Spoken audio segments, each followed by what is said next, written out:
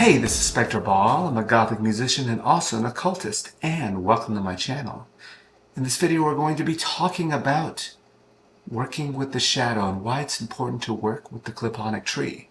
But before we do that, consider subscribing, click on that notification bell to be alerted when a new video is available, and be sure to click on that like button to let YouTube know that we exist. Also follow me on Instagram or TikTok. Working with the qlippoth tree. Some occultists say it's not a good idea. There's nothing there. It's better to work with the tree of life.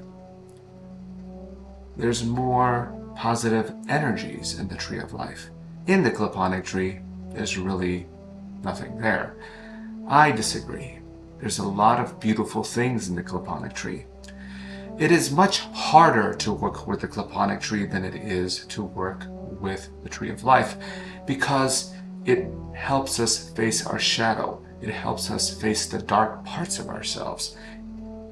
And I do feel that that has a weight in gold. It's like treasure hunting, going through the caves to find the treasure. I feel that the qlippoth tree is actually more rewarding than the tree of life, but it is important to balance between both. When you work too much with the qlippoth tree, you might feel like it's tying you down. It might feel that there's a lot of Saturn energy going on, and you might feel very disconnected from things in your environment if you work too much with the qlippoth tree. That's why it's very important to work with the qlippoth tree and to work with the tree of life.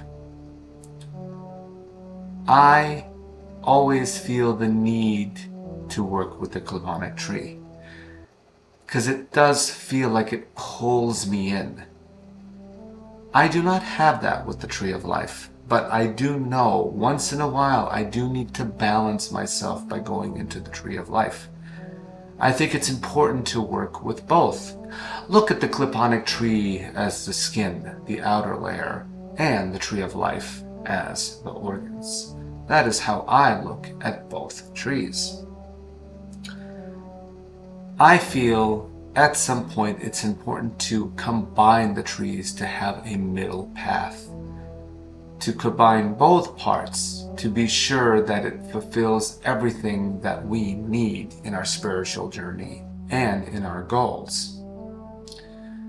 When you are working with the qlippoth tree, know that it is important that you face the parts of your shadow that you might not want to face.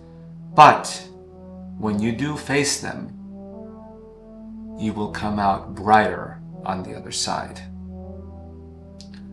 I know this by experience. I do believe that the goetic entities and every type of spirit that has to do with the dark is in the qlippoth tree. And the spheres in the qlippoth tree are layered upon one another. There's just so much to see in that tree. Gamaliel, for instance, to me appears as a red sky in a red desert. And it feels very heavy. It feels like a civilization lost in time when I go into the sphere of Gamaliel. In the tree of life, Yesod feels purplish. It feels very light to me, very moony is the best way I could explain it. It does feel like the moon. So, you have Yesod in the tree of life, and you have the opposite, Gamaliel. They appear to me very differently and feel very differently. But by working with both, I feel a balance in myself. So don't think that there's nothing to be found in the qlippoth tree. There's many beautiful things to find in the qlippoth tree. There's a lot of negativity around the tree, that there is nothing there. A lot of magicians who work with the tree of life feel there's absolutely no point to work with the qlipponic tree. And some magicians think it's a dead tree, it's a husk, what's the point? Everything negative is in that tree. But no, there are a lot of positives in the tree. Things that help us grow. I hope this video helps you out, and I will see you in the next video.